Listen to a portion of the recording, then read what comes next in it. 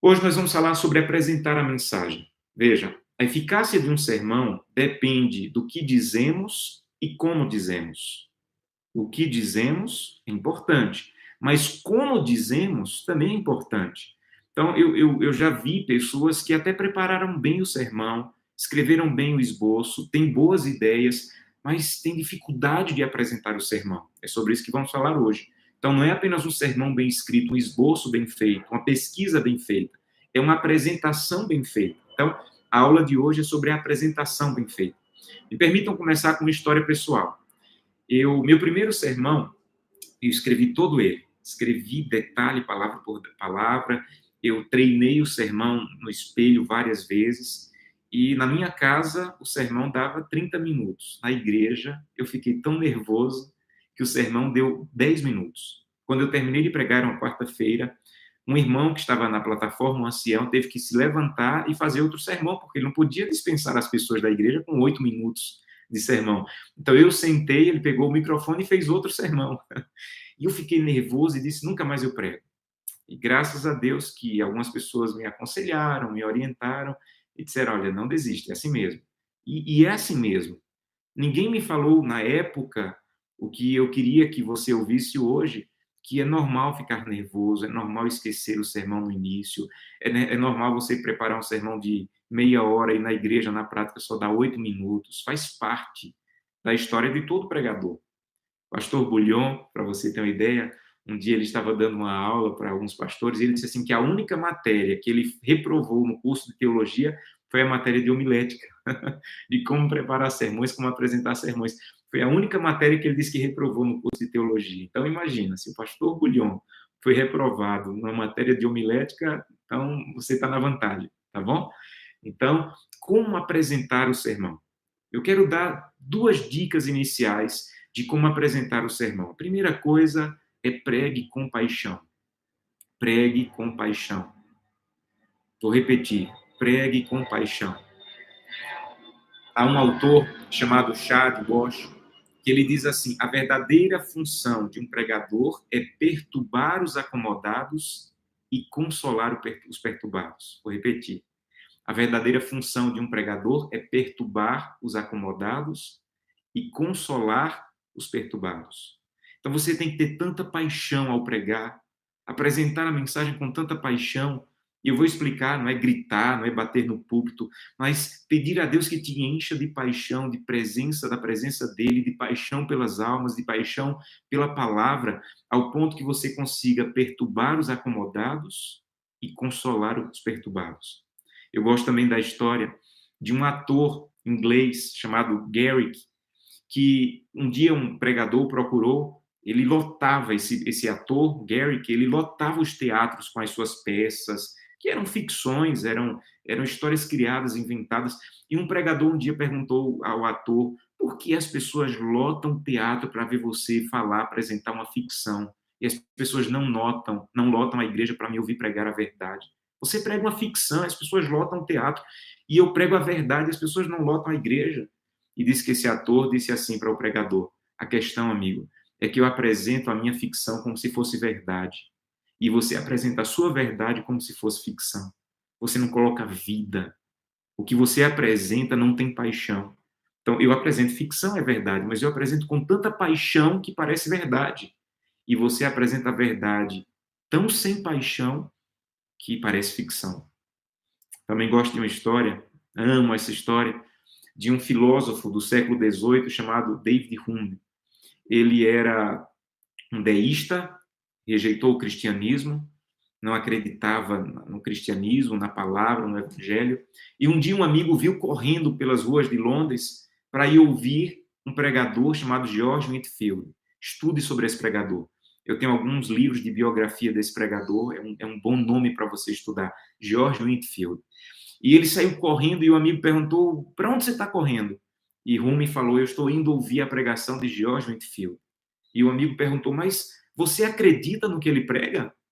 Ele disse: não, eu não acredito no que ele prega, mas ele acredita no que prega. Uma pessoa que acredita no que prega e que prega com paixão, as pessoas irão ouvi-las, mesmo que seja um filósofo deísta que não acredita.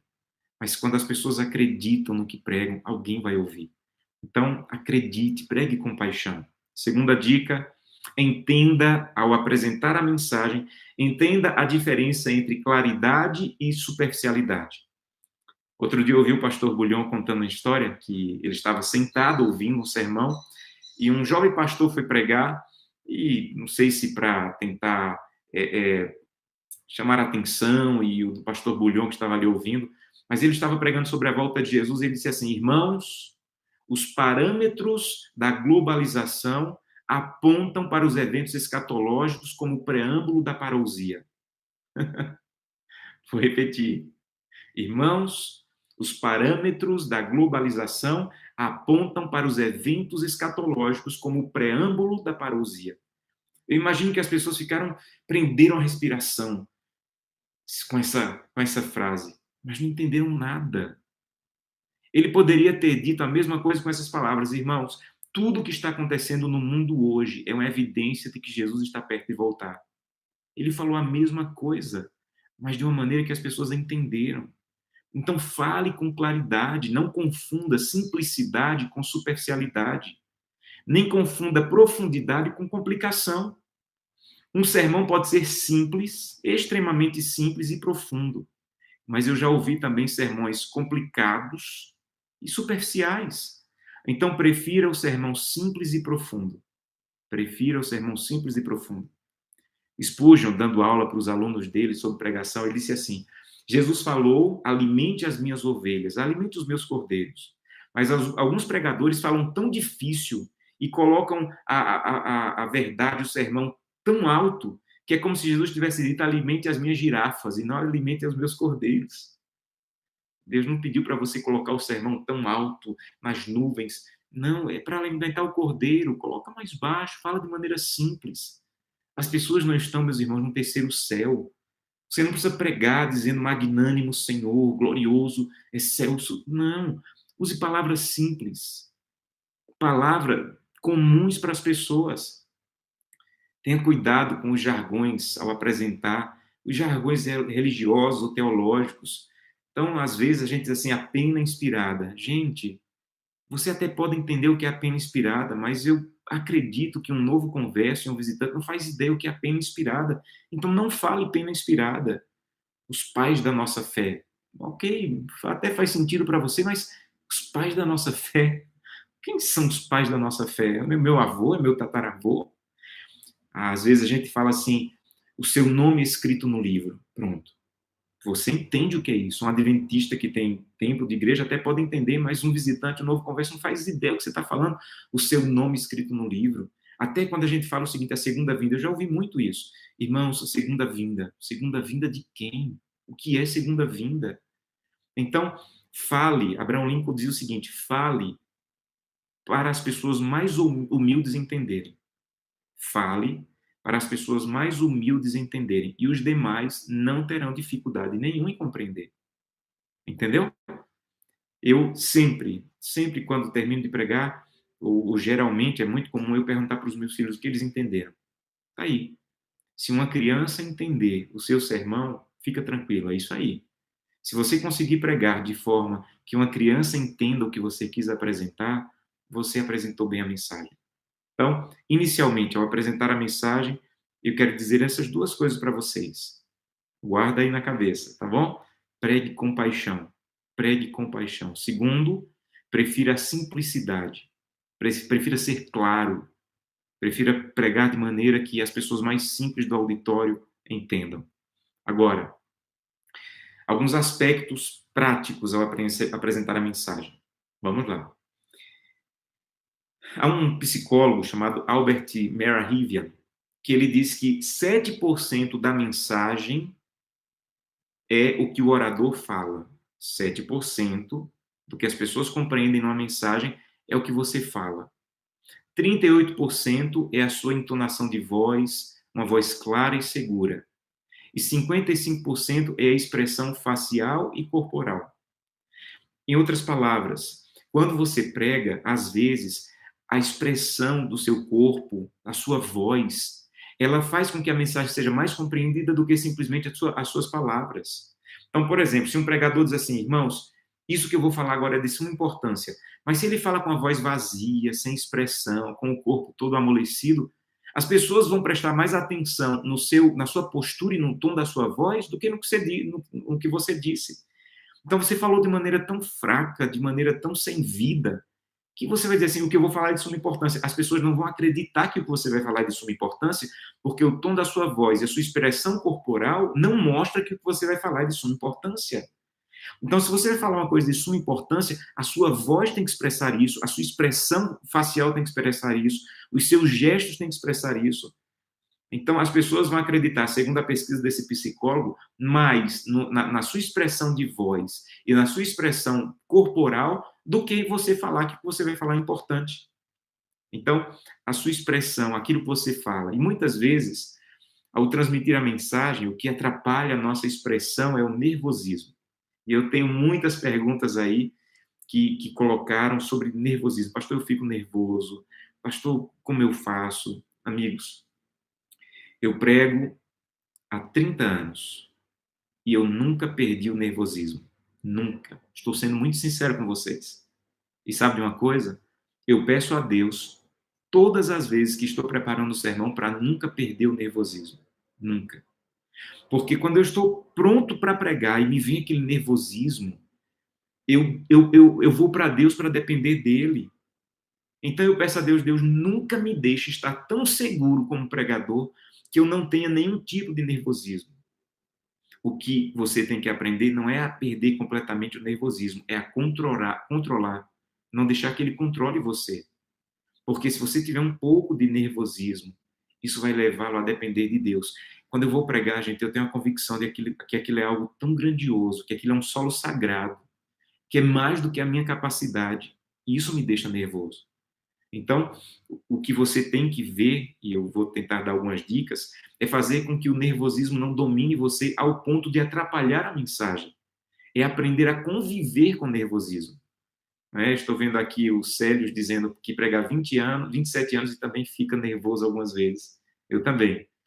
Eu também. Então, é o nervosismo que nos leva a depender de Deus. Nos leva a depender de Deus. Então, eu peço a Deus, Senhor, me torna dependente. Quando você se torna dependente, pequeno diante da grandiosidade de pregar o Evangelho, você fica nervoso. Agora, algumas dicas para vencer o excesso de nervosismo. Primeira dica é se prepare bem. Eu vejo muitos pregadores que estão nervosos não pela situação, mas porque não prepararam bem o sermão. Porque não prepararam bem o esboço, e alguns já vêm falar comigo, pastor, eu fiquei muito nervoso, o que é que eu faço? Primeira coisa que eu peço, eu posso ver o esboço do teu sermão? Não, pastor, eu não tenho esboço. Ora, se você não se preparou bem, inevitavelmente, quando você estiver diante do público, você vai ficar nervoso, porque você não está preparado como deveria ou como poderia. Então, primeira dica, se prepare bem, porque muitas vezes o nervosismo vem da falta de preparo. Segundo, apresente isso a Deus. Apresente isso a Deus. Santo Deus, eu quero te servir. Mas às vezes eu fico tão nervoso que isso atrapalha a maneira de te servir. Eu não quero ser dominado. Como o pastor Josana disse, eu não quero nunca perder a dependência, ficar um pouco nervoso na expectativa do que eu vou fazer. Mas, Santo Deus, por favor, não deixe que o nervosismo me domine como me dominou no último sermão. Converse com Deus, apresente isso a Deus. Terceiro, cuide com o que você faz antes do sermão. Cuide com o que você assiste antes do sermão. Cuide com o que você acessa antes do sermão, com o que você come antes do sermão. Quando eu vou pregar, não adianta me convidar para jantar. Eu não vou jantar. Porque eu sei que se eu encher a barriga de comida, isso vai atrapalhar o funcionamento do meu cérebro, por onde o Espírito Santo vai trabalhar na mensagem. Então, eu não como antes da mensagem, porque eu quero que minha mente esteja completamente focada naquilo que eu vou fazer. Então, eu não janto antes do sermão, à noite, né? Eu não janto antes do sermão que eu vou pregar, porque eu sei como, e nós sabemos pelas orientações de saúde que temos como igreja, como, quando eu como muito, ou como muito à noite, como isso atrapalha o funcionamento do meu cérebro. Cuide na hora que você vai dormir no dia anterior, porque isso também influencia o seu estado emocional. Durma cedo na noite anterior, durma cedo para dormir bem, para que o seu corpo se restaure, porque no outro dia você vai pregar. Então, leve a sério. É isso, leve a sério. Você vai pregar, leve a sério a pregação. O que você vai acessar, o que você vai comer, a hora que você vai dormir. Depois, comece apresentando sermões em um pequeno grupo. Aqui uma dica. Quando eu fiz o meu primeiro sermão, e deu 5 minutos, lá 8 minutos, eu disse para o pastor que me convidou, era um juvenil, mas eu disse, pastor, eu não vou mais pregar, isso não é para mim, não. Ele disse, não, você vai, mas agora você vai pregar num sítio. E ele começou a me mandar para pregar nos sítios. Tinha 5, 6 pessoas. E eu comecei a pregar o mesmo sermão. Só que lá não era a minha igreja, não tinha ali 100 pessoas, tinham 4, 5 pessoas. E eu comecei a pregar ali nos sítios. Pregava num sítio, no grupinho, em outro grupinho. Eu acho que voltei para pregar na minha igreja um ano depois. E isso me ajudou muito. Então, apresente a lição no pequeno grupo, seja professor da escola sabatina, ou peça para um professor de uma classe para apresentar um dia a lição. Você não faz ideia de como preparar e apresentar a lição da escola sabatina ajuda para a pregação. Porque a lição da escola sabatina faz com que você organize as ideias, com que você apresente as ideias, com que você aplique a lição para as pessoas, porque toda a lição da escola sabatina tem lá a parte de aplicação. Então, quando você estuda a lição e apresenta a lição, você está tendo um curso de pregação. Então, estude a lição, porque a lição também vai te encher de argumentos. Estudar bem a lição vai encher você de argumentos. Por exemplo, uma pessoa que estudou a lição desse trimestre, ou está estudando a lição desse trimestre, está pronta para fazer um bom sermão sobre o estado do homem na morte, sobre a ressurreição, porque tem muitos bons argumentos que você pode usar para fazer um sermão. Muitos dos meus sermões nasceram do meu estudo da lição da escola sabatina. Então, passe a lição num pequeno grupo, passe a lição na escola sabatina, comece por aí e talvez isso vai te ajudar a vencer o nervosismo, tá? Sobre o tempo. Algumas perguntas que eu recebi sobre o tempo. Deixa eu ver se tem algumas coisas aqui. O Ricardo Cruz disse que aprendeu com o pastor Hernandes Dias Lopes que o pregador precisa ler os ouvintes. Muito bom. Eu gosto dessa frase do pastor Hernandes, e um dos livros que eu li para preparar essa aula foi dele, e eu já vou... É isso que você colocou aí, eu falei na segunda aula sobre isso, né? Sobre ler os ouvintes, que é você perceber quem é o público, você perceber a situação. Uma pessoa que vai pregar, que visita a congregação, ela vai saber o que a congregação necessita. Isso é ler o ouvinte. O que é que eles necessitam ouvir? O que é que eles estão passando para eu aplicar no meu sermão para a vida deles? Não é? Mas é uma ótima pergunta. A Gisele fala isso, que ela geralmente não aceita pregação, né? Mas a dica de ir para o PG é boa, e é mesmo. Gisele, comece por um PG e você vai desenvolvendo até a segurança de apresentar a mensagem na igreja. Muitas perguntas que eu recebi sobre o tempo. Algumas pessoas perguntaram, pastor, qual é o tempo do sermão? Veja, certifique-se do tempo que você tem disponível. Os cortes no sermão têm que ser feitos na hora do preparo, não na hora da apresentação.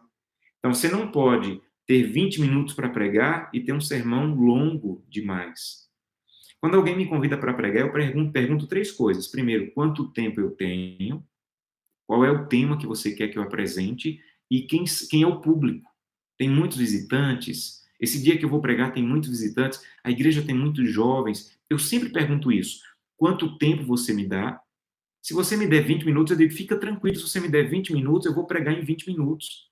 Mas tem sermões que eu preparei, que eu tenho aqui, que eu não prego se me der só 20 minutos. Não adianta, eu vou fazer cortes que vão prejudicar o sermão. Então você tem que ter certeza de quanto tempo você tem e ficar dentro daquele tempo.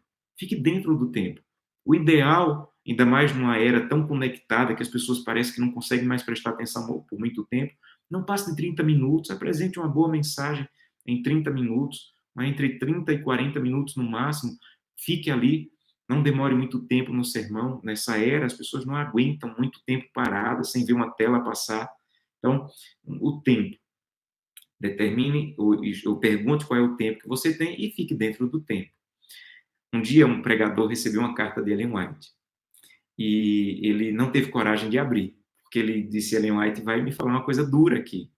E ele deixou essa carta guardada na escrivaninha dele por um ano. Um ano depois, ele ouviu um sermão de Ellen White e disse assim, eu tenho uma carta dessa mulher, uma mulher de Deus, uma profetisa, eu vou abrir. E quando ele abriu a carta, um ano depois, a carta era Ellen White sendo dura com ele, pelo tamanho do sermão dele, dizendo: o sermão que você faz dá para fazer 4. Você prega em um sermão temas para 4 sermões. Então, ela dizia: não demore tanto no sermão, não pregue tanto tempo. Ora, se na época de Ellen White ela já reclamou com pregadores que demoravam e não tinha celular, as pessoas não estavam tão conectadas, tão desatentas, imagina hoje. Então, certifique-se de quanto tempo você tem, mas não passe de 30, 40 minutos no sermão. Outra coisa importante na apresentação do sermão é o cuidado da voz. Hidrate bem, beba água antes, para não ter que ficar bebendo água lá na hora do sermão toda hora. Né? Tem igrejas que colocam ali a água, eu agradeço, mas geralmente eu já bebi água antes e não preciso. Dificilmente eu bebo água durante o sermão, porque eu hidratei bem.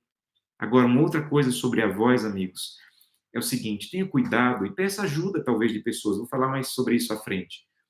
Não fale alto demais.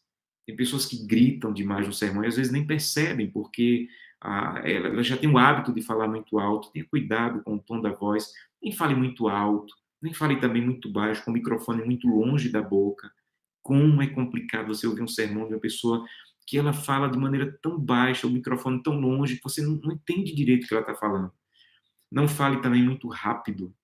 Eu tenho esse problema e luto contra ele, mas é difícil quando você fala rápido demais.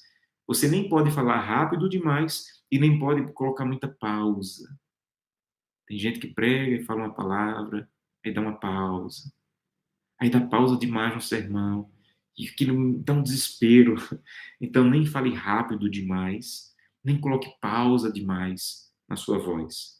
Uma outra dica que muitos me perguntaram: pastor, eu devo ler o sermão? Eu posso ler o sermão? Veja, ler sermão é uma arte para poucos. Posso resumir assim: ler um sermão é uma arte para poucos. Eu tenho 3 pregadores que eu admiro, que eu já vi lendo o sermão, e que foi um sermão extraordinário: o pastor Adolfo Soares, pastor Amin Rodô e o pastor Wilson Paroski. Eu já vi sermão desses 3 pastores lendo a maior parte do sermão, e para mim foram sermões extraordinários. Mas o que é que esses 3 têm em comum? São teólogos de primeiro nível e escrevem muito bem. Então, disso depende a capacidade de alguém ler um sermão. Se você não tem a capacidade de escrever bem e de ler bem, não arrisque lendo o sermão. Vai ficar cansativo, vai ficar monótono. Então, esses 3 pregadores eu já vi pregando e a maior parte do tempo lendo, porque eles escrevem muito bem. Então, quando eles leem, é tão interessante o que eles escreveram, que mesmo quando estão lendo, o sermão se torna forte, positivo, com bons argumentos. O que é que eu faço? Eu escrevo o meu sermão. Então, boa parte dos meus sermões eu escrevo tudo. Vou escrevendo ali todos os detalhes que eu vou falar.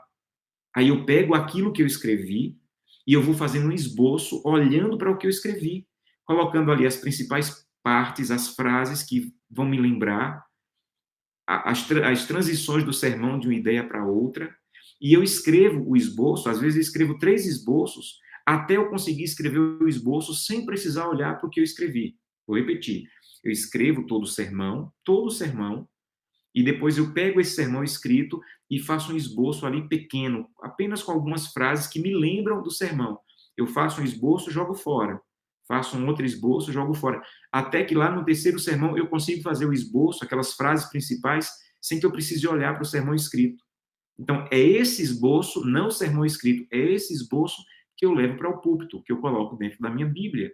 E sempre dou uma olhadinha, porque eu olho ali para uma frase que eu escrevi e eu lembro ali de um parágrafo que eu escrevi no sermão. Geralmente, quando é um sermão novo, que eu terminei de escrever, eu levo para a igreja esse sermão escrito e um pouco antes de pregar eu leio todo o sermão de novo. Leio o sermão e guardo. Não levo para o púlpito aquele sermão com várias páginas. Eu levo só o esboço. Mas um pouco antes de pregar, quando é um sermão novo, eu dou uma lida ali antes para refrescar a memória. E eu sempre costumo ouvir os meus sermões depois, né? Tem sermões que as pessoas gravam, vou colocando no YouTube, eu ouço. Às vezes estou viajando e estou ouvindo. E olhando para o meu esboço para ver o que foi que eu esqueci de pregar nesse sermão. O que é que estava no sermão que eu esqueci de falar. Isso também me ajuda na próxima vez que eu for pregar para lembrar melhor do sermão. Então, resumo. O melhor é não ler e não tente decorar o sermão. Não tente decorar o sermão. Eu já vi muita gente com um bom sermão atrapalhada porque tentou decorar o sermão e se esqueceu de uma frase e fica tentando buscar e se atrapalha. Não tente decorar.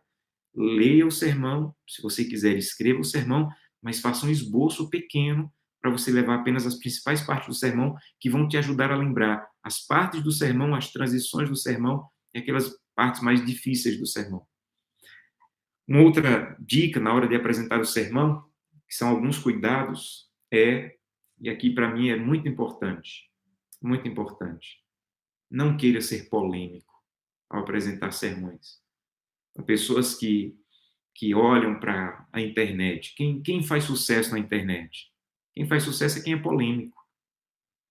Não queira ser polêmico no sermão para chamar a atenção, não queira ser polêmico, não seja sensacionalista, de ficar buscando coisas na internet para assustar, de ecumenismo, de marca da besta. Não queira ser sensacionalista, pregue a Bíblia, não queira ser chocante. Há pessoas que gostam de contar histórias chocantes ali, que no sermão, não queira ser chocante. Outro dia eu vi o pastor Bulhão falando que tem histórias que ele tem, que ele não conta no sermão, porque ele não quer parecer que não são verdades, são histórias tão extraordinárias que ele diz, eu não conto essas histórias.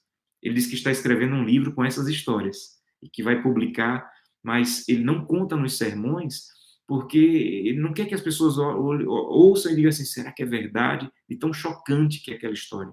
Então, não seja polêmico, não seja sensacionalista, não seja autoritário, não seja arrogante, dono da verdade, não use o púlpito para criticar pessoas, não use o púlpito para desabafar alguma raiva, alguma mágoa, não use o púlpito também para chorar.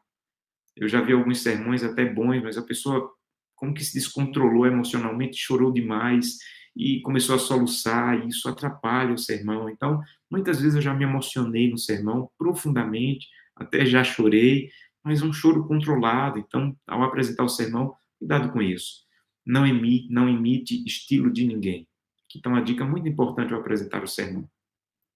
Quando eu estava começando a pregar, eu já estava fazendo o curso de teologia, mas nunca tinha feito uma semana de oração e me convidaram lá para pregar. Eu tinha 16 anos, estava no meu primeiro ano de teologia, comecei a faculdade com 16 anos.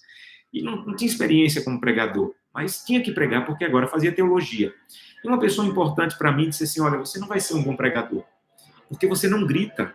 Um bom pregador é aquele que grita, que fala alto, você fala no mesmo tom de voz, você coloca o povo para dormir.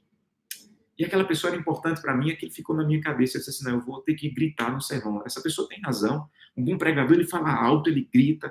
E um dia fui pregar numa igreja em Feira de Santana, na Bahia. E eu tentei de tudo naquele sermão gritar, eu não consegui, não é de mim. E eu fiquei desanimado, disse, Deus, acho que não é para mim isso aqui. E no final, lá no, lá no, lá na porta da igreja, uma irmã saiu por último, estava emocionada, e ela disse assim, pastor, sabe por que eu gosto do seu sermão? Porque o senhor não grita. E é claro que Deus usa pessoas que falam mais forte, ela me disse, mas a sua maneira de falar, o seu tom de voz, alcança o meu coração. Naquele momento, Deus disse para mim, se eu quisesse que você fosse um pregador que falasse mais alto, você teria um dom assim, mas eu quero você do jeito que você é. Você não precisa imitar ninguém. Seja você, a sua personalidade, a sua particularidade, ela vai te ajudar nas suas dificuldades ali. Então, seja você, não imite ninguém. Tenha o seu estilo de sermão de acordo com a sua personalidade. Não é? Ao apresentar sermões também, cuidado com gírias, cuidado com expressões pesadas que podem ser mal interpretadas. Uma outra pergunta importante que me fizeram ao apresentar o sermão. A pergunta é a seguinte, pastor, deve-se usar humor no sermão? Deve-se usar humor no sermão? Brincadeiras e tal? Veja, é perigoso quando é forçado, mas tem um potencial quando é bem usado. Vou explicar. Quando ele é usado com sabedoria, sem exagero, ele quebra a tensão, ele ajuda a manter a concentração, ele rompe um pouco a defesa das pessoas que estão ouvindo. Quando o que você vai falar é até engraçado, mas está dentro do sermão, realmente ajuda o sermão. Por exemplo, o pastor Bulhon conta a famosa história do mamão. Ele não gostava de mamão, a esposa gostava de mamão, e ele aprendeu a comer mamão por causa da esposa. Eu nunca vi o pastor contando aquela história e todo mundo não sorrindo. Mas a história está tão dentro do que ele está falando no sermão, que aquilo só fortalece o sermão. Não é? Por exemplo, um dia Ellen White estava pregando e ela viu o auditório inquieto e o filho dela adulto, que estava na plataforma, estava dormindo. E ela olhou para trás e viu o filho dormindo. E ela disse assim, irmãos, deixa eu dizer por que ele está dormindo. Quando ele era bebê, ela falou, eu pregava e colocava ele num cestinho aqui no púlpito atrás de mim. E ele nunca perdeu o costume de dormir, como dormia no cestinho. E o auditório sorriu naquele momento ali. Então, não é pecado falar alguma coisa que as pessoas irão sorrir. Por exemplo, eu posso estar errado, me perdoe, mas eu não acredito que quando Jesus estava falando sobre os fariseus e disse assim, os fariseus, meus amigos, são como pessoas que tentam coar um mosquito, mas engolem um camelo. Eu não imagino que quando as pessoas ouviram, imaginaram alguém coando um mosquito, engolindo um camelo, que não sorriram. Eu não consigo imaginar as pessoas ouvindo uma coisa dessa e não sorrindo. Então, qual é o perigo? Qual é o perigo? Eu gosto muito de um pregador, pastor Gilson Brito, da TV Novo Tempo. Ele sempre usa alguma coisa que as pessoas sorriem, mas ele usa com tanto equilíbrio, com tanta sabedoria. Não é? Ele não faz o sermão em torno disso, mas ele usa isso. E eu acho que, quando é para fortalecer a ideia do sermão, pode ser usado. Qual é o erro? Qual é o perigo? É você fazer as pessoas sorrirem tanto que você vai ser taxado como humorista e não como pregador. Infelizmente, eu conheço alguns que as pessoas sorriem tanto, ele gera tanto isso ao longo do sermão, que as pessoas dizem assim, olha, eu gosto porque o sermão inteiro eu fico sorrindo. Então, as pessoas podem taxar você de humorista e não de pregador. Segundo, usar demais. Às vezes eu ouço alguns sermões que eu imagino que o pregador primeiro ele fez as piadas para depois fazer os sermões, para depois fazer o sermão. E esse é um perigo. Fazer primeiro, encheu tanto o sermão de piadas, de histórias engraçadas, que eu imagino, essa pessoa primeiro fez as piadas. Não é possível. Para depois colocar alguma aplicação ali do sermão. É rir por rir. E rir por rir não é o ideal. E o pior que eu vejo, infelizmente, algumas vezes acontecendo, é você desrespeitar o sagrado. Você brincar com coisas que não deveríamos brincar. É você usar humor em coisas que não deveríamos colocar humor. Né? Na pessoa, em coisas sagradas, pessoas sagradas, e às vezes faz com que o sagrado seja comum. Isso não é, isso não é o ideal. Uma outra dica ao apresentar o sermão. Deixa eu dar uma pausa aqui para ver algumas perguntas. Uma boa pergunta aqui, Gisele. Pastor, quando o sermão já vem pronto da associação ou de uma revista, o que eu devo fazer? Eu já preguei alguns sermões prontos, mas eu não preguei aquele sermão. Eu peguei a ideia daquele sermão e coloquei algumas ideias minhas. Talvez troquei uma ilustração, de forma que eu dei a minha cara para aquele sermão. Eu não peguei o sermão e li o sermão, mas eu peguei as ideias, porque era um bom sermão, tinham boas ideias. E eu peguei aquele sermão e coloquei algumas ideias minhas, uma ilustração. Tem uma ilustração até boa, mas eu coloquei uma ilustração minha que encaixava bem também, de forma que aquele sermão era escrito por outra pessoa, mas agora tinha a minha personalidade. Isso é importante. A Cida coloca que a questão do tempo é importante, né? As pessoas não têm muita paciência, é verdade. Um sermão cansativo e longo, ele não ajuda, não é? O Rubens está dizendo que ele prega no máximo 30 minutos e estuda o sermão 30 vezes, faz vários esboços também, exatamente o que eu faço também, Rubens, é uma boa dica, fazer vários esboços até você ter um esboço que você tem ele mais ou menos na cabeça, não é? Muito bem. Uma outra dica, respondendo algumas perguntas que recebi. Veja, gente, peça ajuda. Peça ajuda. Alguém de sua confiança para observar se você não tem alguns vícios. Quais são esses vícios? Ficar mexendo na roupa. Às vezes, o pregador que toda hora está ali mexendo no terno, mexendo na gravata, mexendo no óculos, mexendo no nariz, colocando a mão no bolso, todo o tempo pregando ali, colocando e tirando a mão do bolso. Às vezes é um nervosismo que faz a gente fazer isso, né? Mexendo muito com a aliança, mexendo muito no cabelo, toda hora ali mexendo no cabelo. Ou uma coisa que também você deve cuidar de repetir as mesmas palavras toda hora, né? Dizendo, é assim, é assim. E tem pessoas que elas pegam uma palavra e ficam, é isso, é isso, é isso. E repetem a mesma palavra. Peça para alguém que você ama, que tenha liberdade para isso, para anotar quantas vezes você falou é isso, é assim. E você talvez vai surpreender que ao longo do sermão você falou 40 vezes a mesma palavra. É um hábito já que você tem de repetir aquela mesma palavra, mas que termina tirando a atenção das pessoas do sermão e colocando nesse seu vício de repetir a mesma palavra. Né? Tem pessoas que ficam como um leão enjaulado na plataforma, fica fazendo aquele mesmo movimento, vai para lá, vai para cá, vai para lá, vai para cá.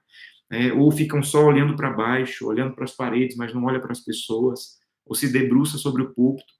E o mais complicado, palavras que você falou errado, conjugações que não foram bem feitas. E eu já tive alguns momentos nas minhas igrejas, pessoas que eu sabia que entendiam bem da língua portuguesa, e eu pedi para elas, olha, as palavras erradas que eu falar, conjugação errada, anota para mim. Minha esposa faz muito bem isso, ela já me avisou de várias palavras que eu falo errado, que não deveria falar, porque isso é um problema na comunicação. A pessoa, às vezes, perde a atenção no que você está falando por uma palavra que você não falou bem. Então, tem que ter humildade para isso, né? Para ouvir uma pessoa dizendo assim, olha, você falou essa e essa e essa palavra. Você poderia, uma pessoa de sua confiança, mas você quer melhorar na arte de apresentar o sermão, cuide desse detalhe. Alguns detalhes importantes em relação à roupa. A roupa de um pregador deve estar limpa, deve estar alinhada, deve ser modesta. Tem muitas pessoas que estão me assistindo agora, eu vi que uma grande maioria, pela minha conta aí, mais ou menos, 70% das pessoas que estão assistindo essas lives são mulheres. E eu louvo a Deus porque você está assistindo.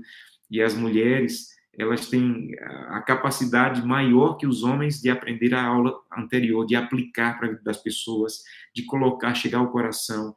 Então, a mulher consegue ter uma percepção de sentimentos maior que o homem. Então, as mulheres são grandiosas pregadoras, porque elas conseguem aplicar melhor que os homens, sentir melhor o outro, que o outro está sentindo que o homem.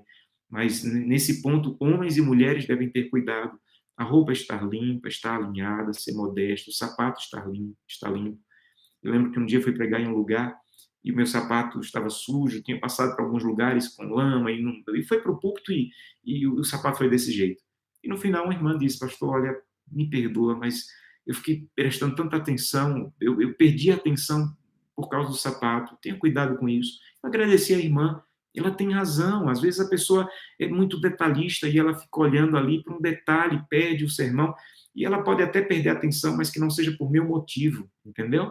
Mantém as unhas limpas, o cabelo bem cortado, aparado, né? A Bíblia, gente, usa uma Bíblia nova, não usa uma Bíblia toda desgastada. Eu tenho algumas Bíblias aqui desgastadas de tanto que eu uso. Eu não levo essa Bíblia para o púlpito. Eu levo uma Bíblia nova, uma Bíblia bem cuidada.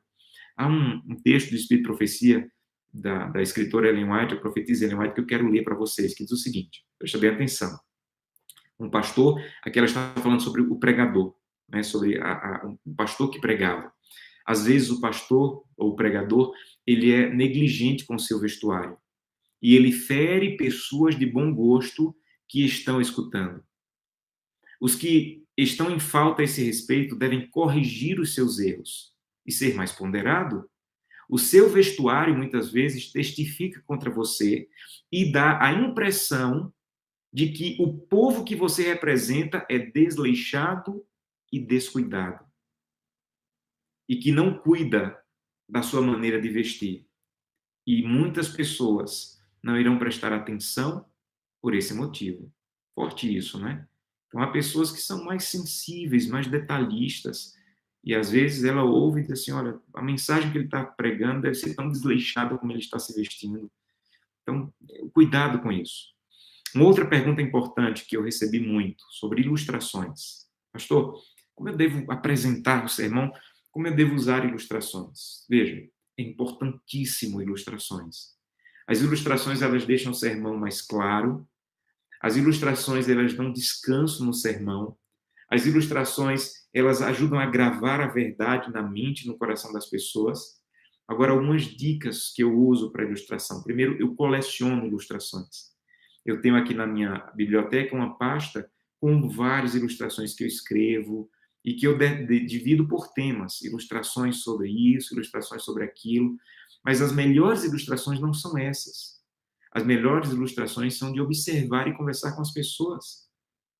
Um dia, o pastor Bulhões estava pregando um sermão e ele disse que, ao longo do dia, ele estava numa feira, andando, vendo as pessoas ali numa feira pública, e ele viu uma senhora que foi numa banquinha que vendia morangos. Ele olhou, os morangos estavam lindos, suculentos. Ela abriu a carteira, olhou para o dinheiro, olhou para os morangos, fechou a carteira, perguntou quanto era, fechou a carteira e saiu. Daqui a pouco ela voltou, olhou para os morangos, abriu a carteira de novo, contou o dinheiro, fechou a carteira e foi embora. E ele entendeu que aquela mulher queria comprar os morangos, mas não tinha dinheiro. E teve que ir para casa sem os morangos. Naquela noite, ele iria pregar sobre a ceia do Cordeiro. E ele disse assim: quando você chegar na ceia do Cordeiro, nunca mais, quando você chegar no céu, você vai ter que sonhar em preparar uma torta de morango e não ter como comprar, porque você vai estar na casa de Deus na ceia do Cordeiro. Nunca mais você vai ter que olhar numa feira um morango bonito, querer levar para os seus filhos e não conseguir levar porque você não tem dinheiro. Você agora vai estar na casa de Deus, você vai desfrutar agora da ceia do Cordeiro. Provavelmente aquela mulher não estava lá ouvindo o sermão, mas eu imagino quanta gente se identificou com essa ilustração. Então, observar as pessoas, ouvir as pessoas é a melhor ilustração. Agora, seja ético, não exponha pessoas. Se você ouvir alguma coisa que é uma confidencialidade, mesmo que você não diga o nome, não conte a experiência. Não conte a experiência. Porque aquela experiência pertence a você e à pessoa que confiou. Pode ser que ninguém nunca descubra quem é, mas se você não tem autorização daquela pessoa de contar aquela história, e é uma história que expõe a pessoa, não conte, mesmo que ninguém descubra de quem é a história, porque a pessoa não vai mais confiar em você de maneira nenhuma. Então, varie ilustrações com citações. Citações, gente, também são ilustrações, uma citação do Espírito de Profecia, uma citação de um autor cristão. Então, a ilustração também pode ser uma citação, uma poesia, é uma ilustração, ou uma história bíblica. Você está pregando sobre você lutar contra o mal, sobre você não querer ser derrotado pelo mal. Você contra a ilustração de José, você ilustra a história de José, José entrando em casa, a mulher de Potifar ali. Então, você pode usar a ilustração de uma história bíblica que encaixe com o que você está pregando, né? Ou parábolas que você pode criar. O Rodrigo Silva, ele é mestre em criar parábolas. Eu amo ouvir ele criar histórias assim grandiosas que se encaixam bem com o sermão dele. Use comparações da Bíblia, como assim como um pai se compadece do seu filho. É uma boa ilustração. Você pode trabalhar essa comparação da Bíblia para falar sobre o amor de Deus e falar sobre como é que um pai se compadece de um filho. Os ímpios são como a palha que o vento leva. Aí você vai usar essa ilustração. Irmãos, imagina um campo e o vento vem e leva a palha e ninguém sabe para onde vai, não tem significado, não tem valor. A vida de impiedade é assim. Subirão com asas como águia. Você pode explorar isso aqui, fazer uma bonita ilustração. Sal da terra, luz do mundo, uma mãe que se compadece do seu filho. Agora, cuidado, amigos, com ilustrações pessoais, que podem transparecer arrogância. Eu sou melhor, eu faço. Cuidado com isso, né? Muito eu prejudica o sermão, muito eu, muitas histórias sobre mim, muitas histórias sobre as minhas vitórias, as minhas conquistas. Cuidado também com testemunhos, trazer pessoas para dar um testemunho, muito cuidado de uma pessoa externa que vai participar do teu sermão. Combine bem, porque às vezes eu já vi testemunhos que viraram testemunhos. A pessoa contou tanta tristeza, tanta desgraça, que colocou a perder o sermão. Um testemunho, gente, não é sobre a pessoa, é sobre o que Cristo fez nessa pessoa. Então, o testemunho não é biografia, para a pessoa contar onde nasceu, detalhes. Testemunho é para ela dizer o que Cristo fez na vida dela, como ela era, como foi alcançada e o que Cristo fez. Isso é um testemunho.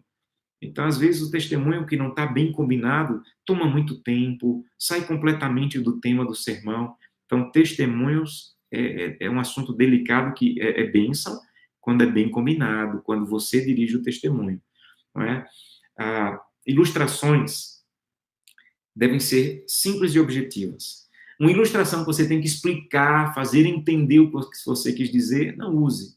Quando a pessoa ouve uma ilustração, ela tem que entender qual é a aplicação, mesmo que você ainda faça aplicações, que você ainda fale mais, mas uma ilustração, ela não deve ser tão complicada que ninguém entendeu o que você quis dizer. Você vai ter que explicar a ilustração. Então, use ilustrações simples que as pessoas entendam. Parte final da nossa aula. Apelo. Pastor, como fazer apelo? Eu ouvi um dia, tive o privilégio de ouvir um dia um seminário do pastor Mark Phelan sobre apelo. E ele falou duas coisas que eu queria compartilhar com vocês. A primeira coisa que o pastor Mark Phelan falou é que há uma questão psicológica até na questão do apelo, que é a repetição da resposta negativa. Deixa eu explicar para você. Você vê muita cena de violência na televisão.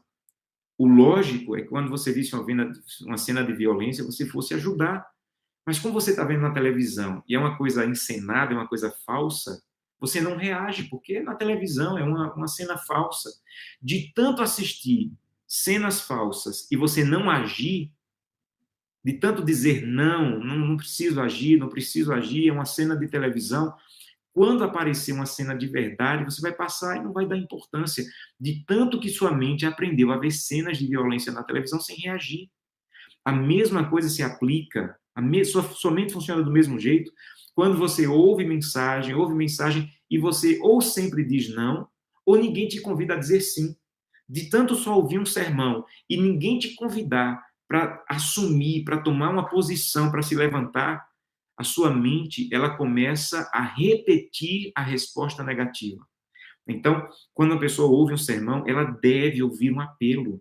O que é que você quer que a pessoa faça? Porque se você nunca convidar uma pessoa a tomar uma decisão, a pessoa simplesmente vai ouvir. Não, o sermão é simplesmente para ouvir, não para agir. E sermão não é só para ouvir. Sermão tem que levar à ação. E isso é através do apelo.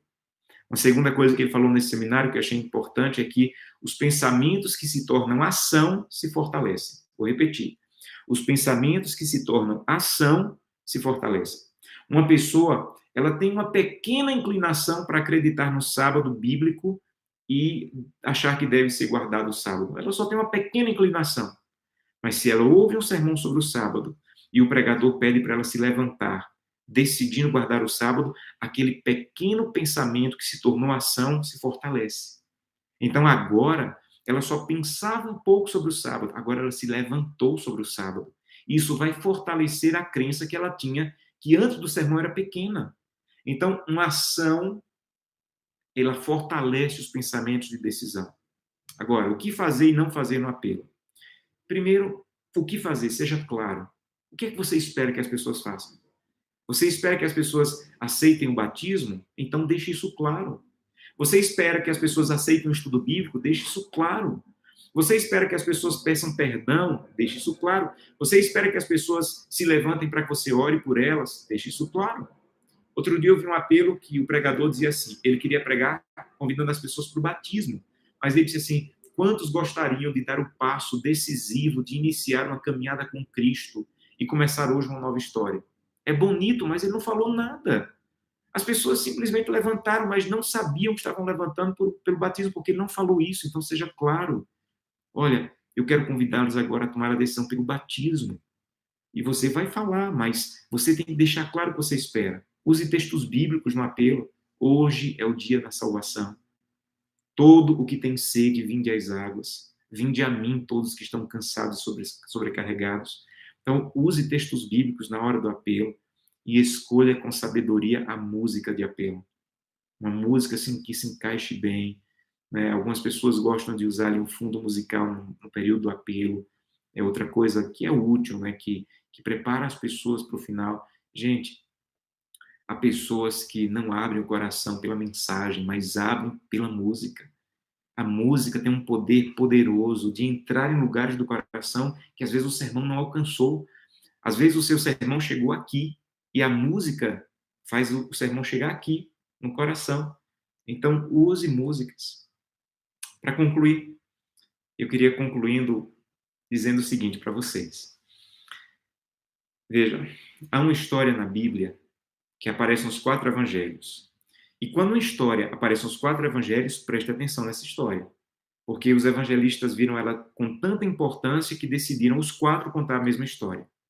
E uma história que aparece nos 4 evangelhos é a história da multiplicação dos pães. É uma história poderosa que tem uma lição poderosa para os pregadores. Imagine, um garotinho levou um pequeno lanche, a multidão estava com fome, ele guardou o lanchezinho dele ali, Jesus mandou todo mundo sentar e mandou os discípulos procurarem alguém que tinha comida. Gente, ali tinham cerca de 15 mil pessoas, com homens, mulheres e crianças.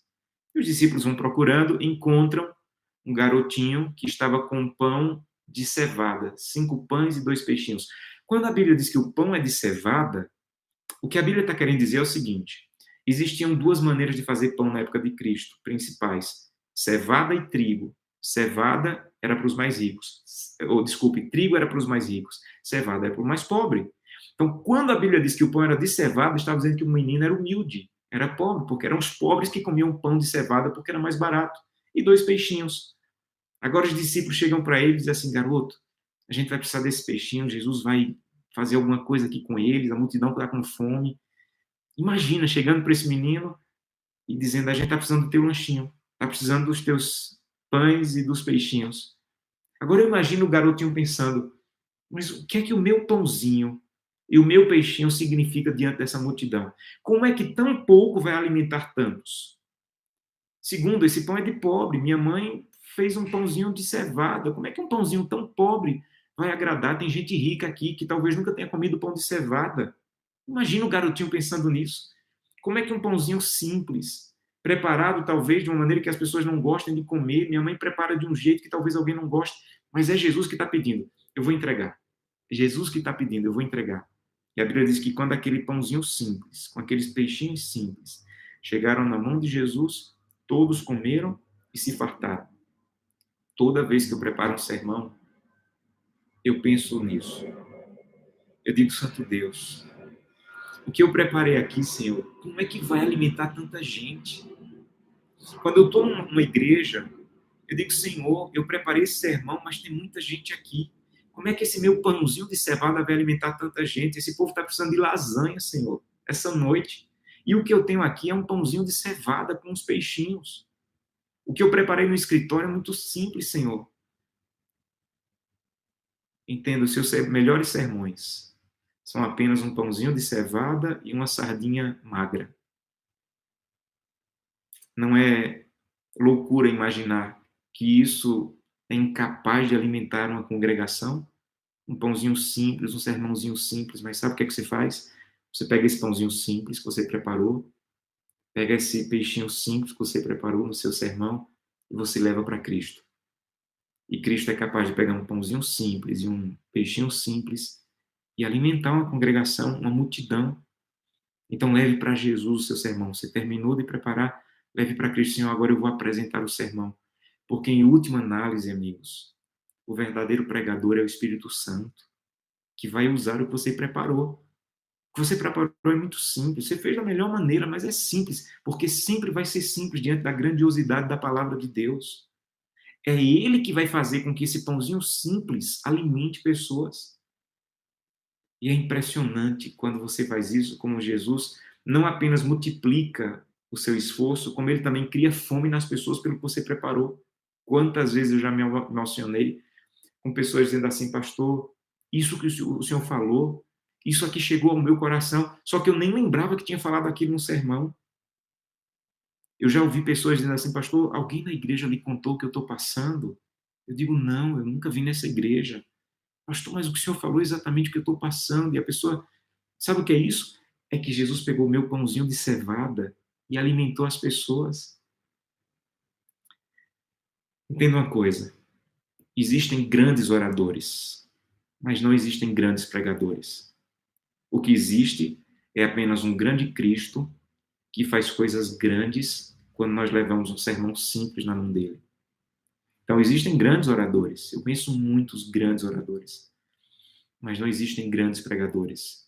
Só um grande Cristo que faz grandes coisas quando a nossa vida e o que preparamos é colocado nas mãos dele.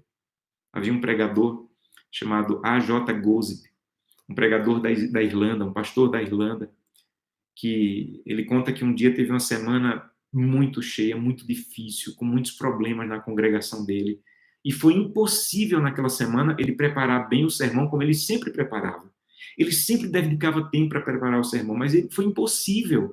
As pessoas que ele atendeu, os problemas que ele resolveu, e quando chegou no final de semana que ele foi pregar, ele disse que quando estava subindo as escadas que tinha para chegar no púlpito, ele ouviu claramente como que a voz do Espírito Santo dizendo: Goze, isso é o melhor que você tem para me apresentar essa semana.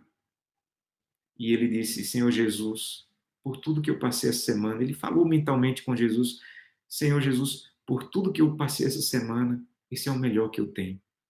E ele diz assim: o Senhor pegou aquele sermãozinho, aquela coisinha fraca, e ele transformou em um clarim poderoso que falou ao coração da congregação.